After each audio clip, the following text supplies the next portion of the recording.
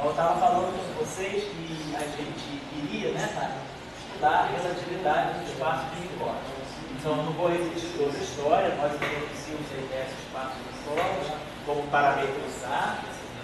Tínhamos introduzido, então, a noção de índices contravariantes e índices covariantes, né? Fazendo a passagem de um para outro pela métrica e pelo inverso da métrica.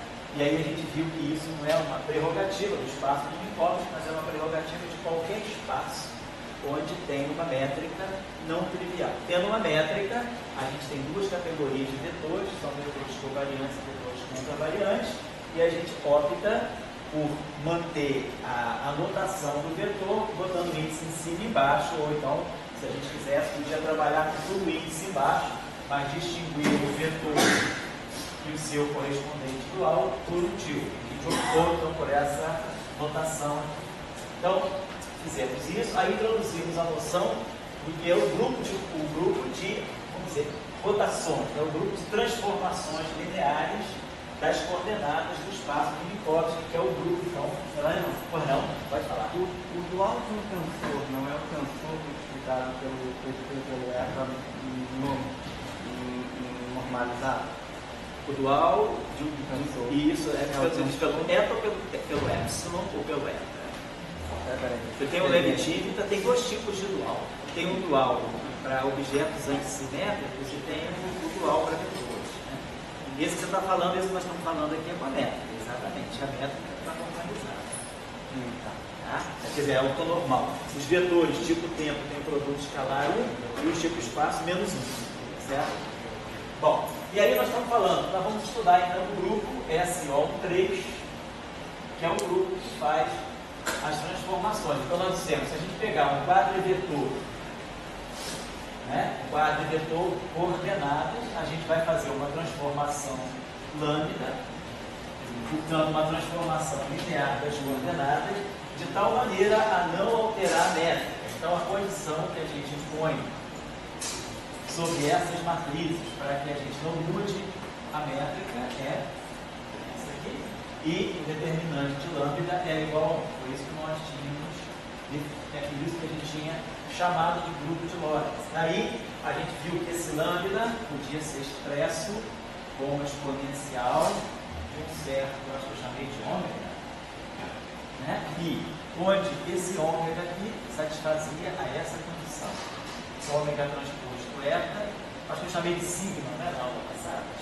Quando eu botei que o lambda exponencial de sigma de ômega. Sigma, né? Sigma maiúsculo, né? Então, são os geradores, né? E aí, a relação, essa relação aqui, é o correspondente a essa relação aqui.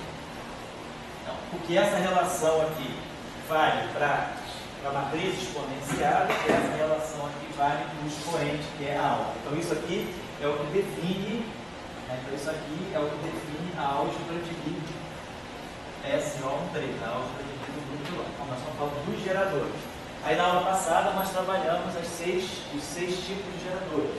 Nós trabalhamos, né, os geradores que misturavam. Então, nós tínhamos geradores com essa categoria aqui, por exemplo, tinha um gerador que eu poderia chamar de sigma 1, que vocês lembram, era 0, 1, 0, 0, 1, 0, 0, 0. Tínhamos essa categoria aqui, que eram os geradores que acoplam o tempo com o espaço. Né? Então, a característica desses geradores, esse aqui está misturando a coordenada 0 com a coordenada x, a coordenada x com a coordenada 0. Esse aqui faria a mesma coisa para t e y e no t. Então, eram as três primeiras categorias. E depois nós tínhamos os geradores que a gente chamava de ômega 1, que é o que ficava no setor espacial. Então, esses geradores aqui eram caracterizados por deixarem o tempo desacoplado. Tem zero em tudo que é na primeira linha e na primeira coluna. Deixa o tempo desconectado e vai mexer só com o espaço. Então, para nós temos os geradores 0, 0,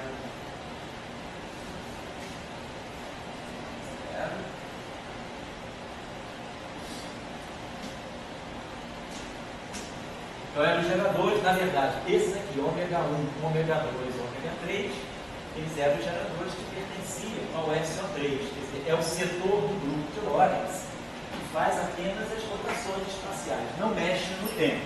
E o sigma 1, sigma 2 e sigma 3 são os correspondentes aos bustos. Então aqui são os bustos, né? Que são as transformações de Lorentz com velocidade constante, e aqui são as rotações espaciais.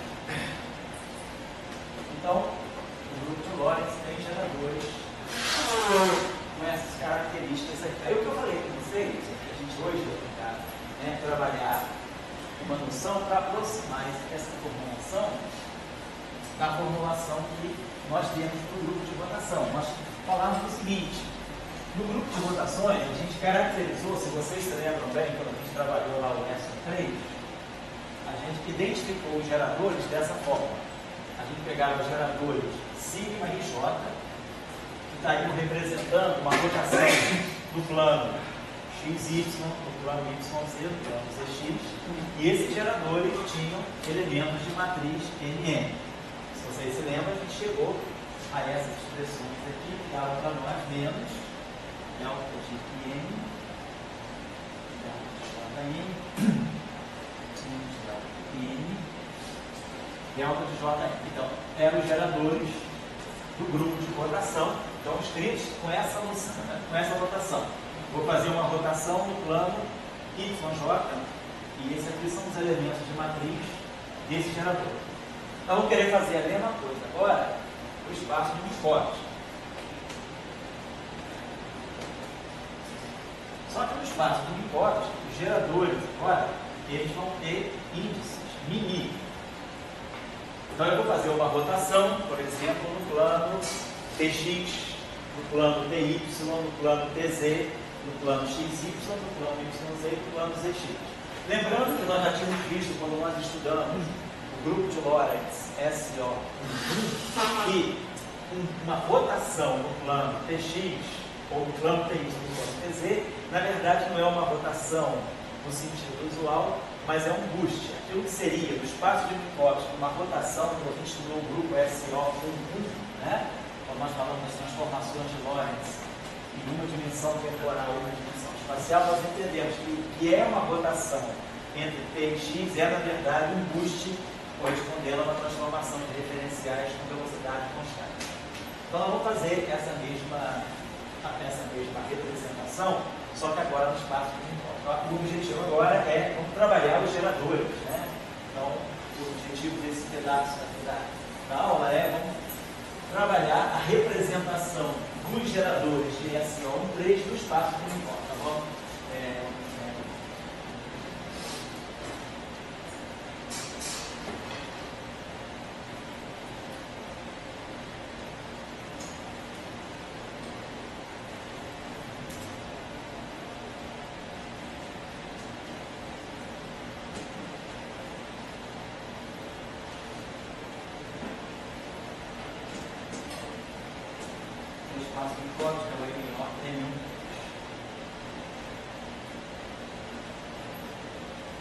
Então, vamos só lembrar aquilo que a gente tinha falado também já no final da aula passada, que a gente ia representar as transformações de Lorentz desse modo. X'I igual a lambda e X'I. Então, esse índice aqui, então a gente está imaginando que isso aqui é um vetor coluna, tá? C é X'I1, X'I2, né? Então, na verdade é X'I0, que é o CT'. Isso aqui é o X'I1, X'I2, X'I3, X, Y. Então aí nós temos a matriz. Aqui é a linha, né? Aqui é a linha. E aqui é a coluna. E aqui o X0, o CT, X1, X2, X3. Então nós temos um produto matricial genuíno aí. Isso aqui está designando as linhas, isso aqui é a linha, então para cada linha eu somo sobre todas as colunas. Produto matricial. Então, nós vamos adotar, e isso aqui é a nossa transformação de lotes. Então, isso aqui está significando para nós, se nós formos fazer, né, essa transformação, vamos tentar escrever essa matriz agora, em função dos geradores. Então, para nós, essa matriz tem essa expressão aqui, lambda, ela é exponencial de ômega. E vamos fazer a mesma coisa que nós fizemos quando nós trabalhamos com SO13. Vamos colocar que esse sigma, pelas mesmas razões que nós discutimos anteriormente, vamos escrever dessa maneira. Ele é 1/2, vamos colocar assim, do ômega, esse y de cos, está falando, a sigma, está falando. Nós estamos dizendo o seguinte: se eu vou fazer uma rotação para um plano px, eu vou pegar aqui um parâmetro que mistura C com x. Esse parâmetro aqui, nós vamos ver que é uma velocidade relativa, é uma velocidade. Se for o plano xy, por exemplo, aqui é um ômega 1/2, portanto, um ângulo de rotação. Vamos interpretar depois melhor os parâmetros da transformação. Nós já sabemos que nós temos 6 geradores independentes, então, a gente pode sempre expandir esse objeto aqui numa combinação linear de 6 geradores independentes. São esses geradores aqui que vão guardar essa notação e essa convenção. Então, vou apagar isso aqui. Então, sigma mini, porque sigma está falando, né? Então, significa o gerador associado. Vou dar assim, uma transformação de Lorentz, essas transformações, que são as transformações do espaço uniforme, nós já chamamos de transformações de Lorentz, que podem incluir tanto os custos quanto as rotações. Tá? Então, o gerador associado à transformação de Lorentz realizada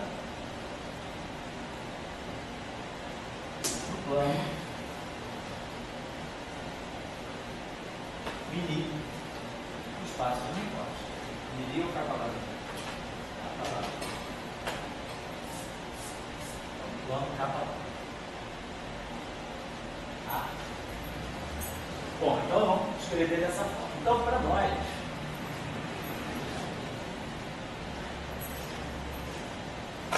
vamos lá então, pegar aqui.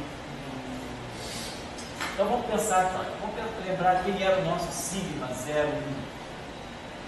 Quando nós fizemos a nossa expansão, né, pegamos a nossa matriz da nossa aula, nós tínhamos feito o seguinte: a primeira transformação, aqui associava o tempo do espaço, era esse gerador aqui, 0, 1, 0, 0, 1, 0, 0, 0, o resto tudo 0.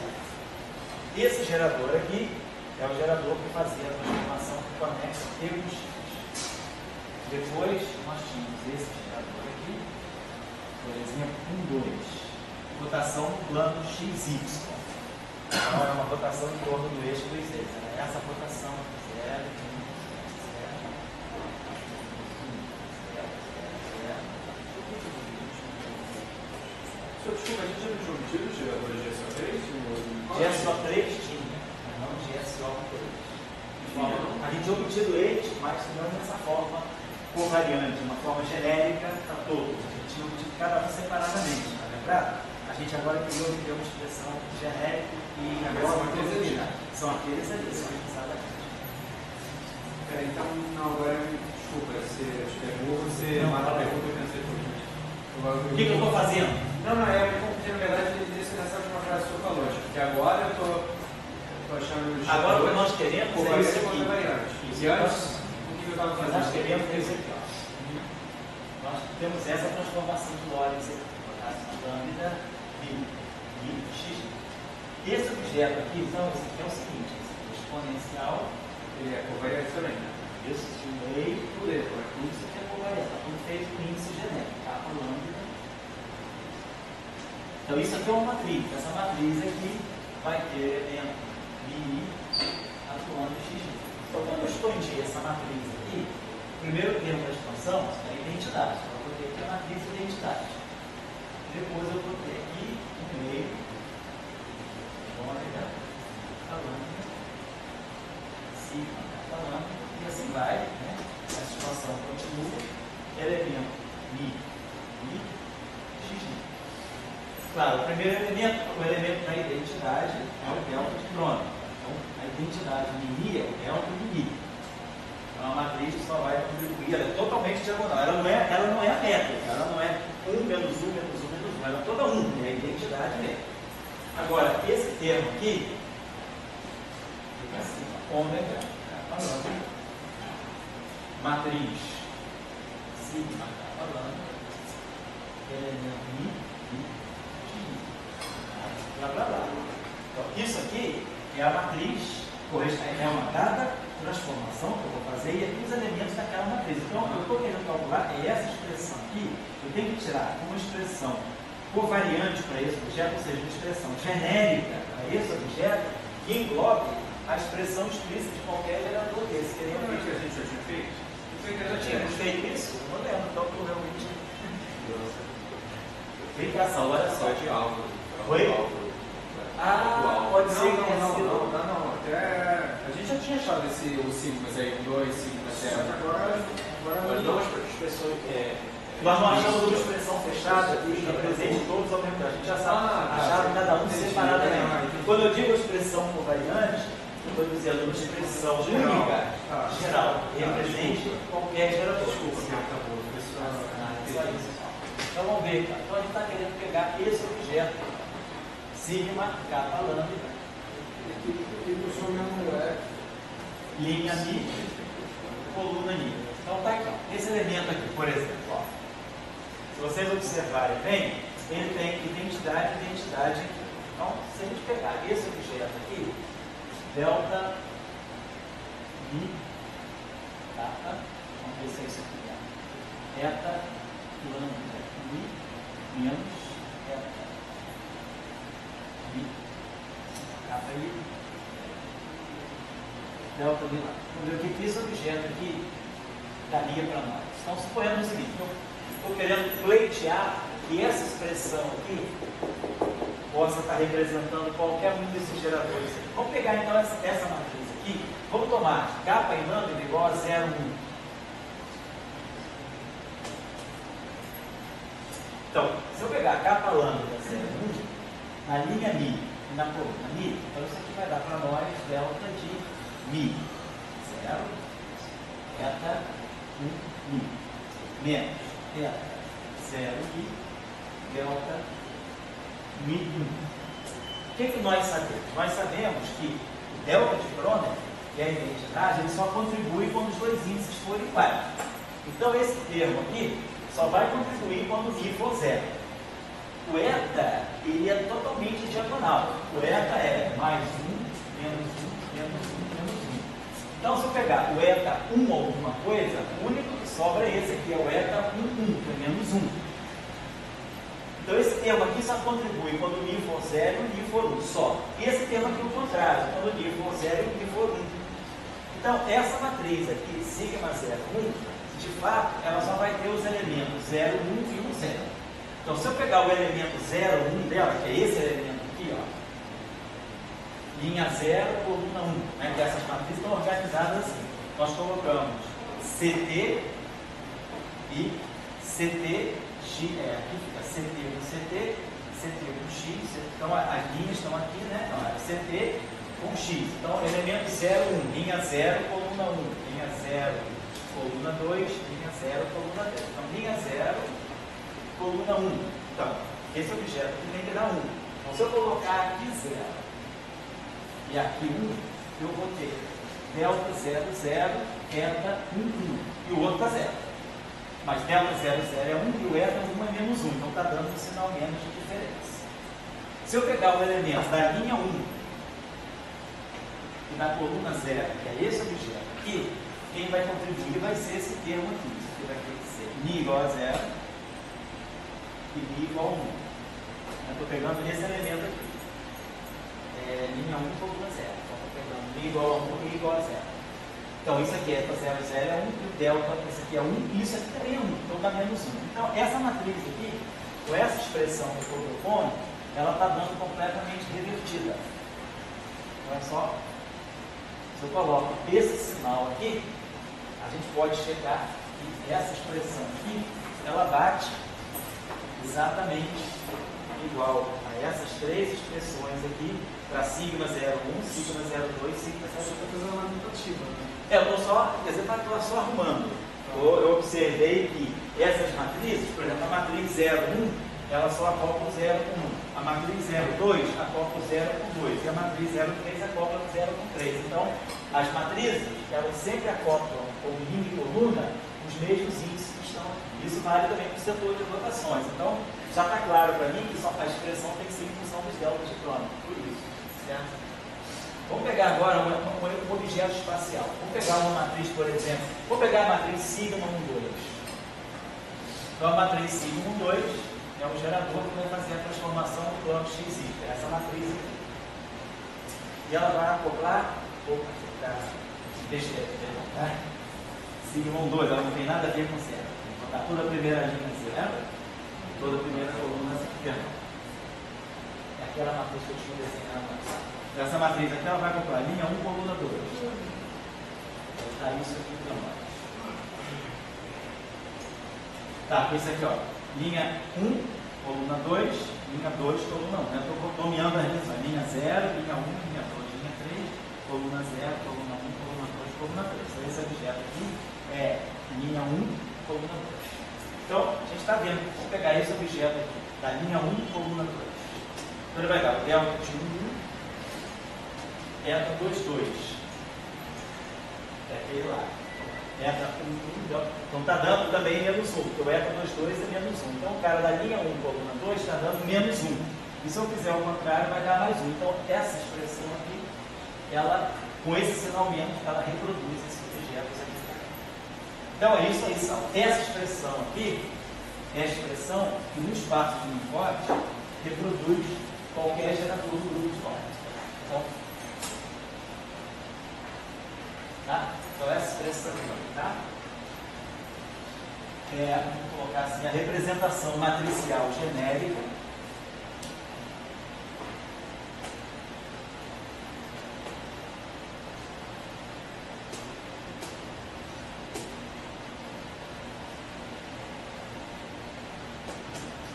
de qualquer gerador.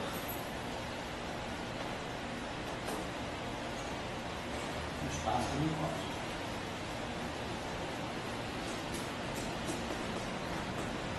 Tá certo? Então, isso que generaliza aquela expressão dos geradores de SO3. Tá? Bom, vou apagar mais uma outra coisa aqui.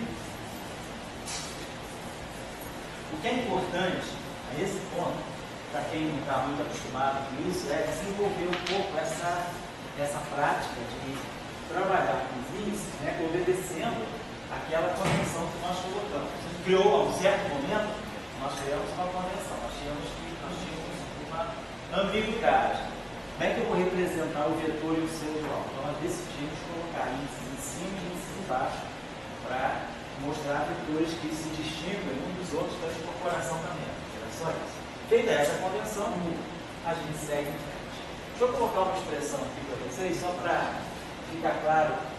Quando a gente escreve o elemento de linha, né, no espaço do corpo, nosso elemento de linha é escrito assim, C2 dt2 menos dx2 menos dx1 quadrado menos dx2 ao quadrado menos dx3 ao quadrado. Essa é a expressão do nosso elemento de linha.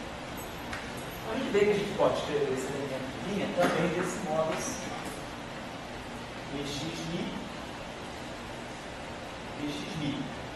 Lembrando-se que esse objeto aqui, os elementos dele são CDT, dx, dy, dz. E o de baixo, o que tem os índices chamados de covariantes, esse aqui é o contravariante, esse é o covariante, e esse aqui, né, como vocês se lembram, devem se lembrar da aula passada, que esse objeto aqui é isso aqui. Então, eu estou multiplicando isso aqui pela meta, 1 menos 1 menos 1 menos 1. Então, a passagem desse aqui para esse aqui incorpora um sinal menos na parte espacial. Então, esse objeto aqui é CDT menos DX menos DY menos DZ. De tal maneira que aquele produto lá dá dx0 e dx0, C2, DT2, mais dx1, dx1, menos dx ao quadrado, mais dx2 em cima, dx2 embaixo, menos dy2, mais dx3 em cima, dx3 embaixo, menos dz2. Aqui eu botei, isso aqui é x, y, tá legal? De outra forma, né? Então isso aqui é a forma mais óbvia, né? A gente pode escrever isso aqui incorporando a meta. Eu poderia pensar o seguinte: esse objeto aqui. Oi, tchau. Fala aí, claro. Nada, Paixão.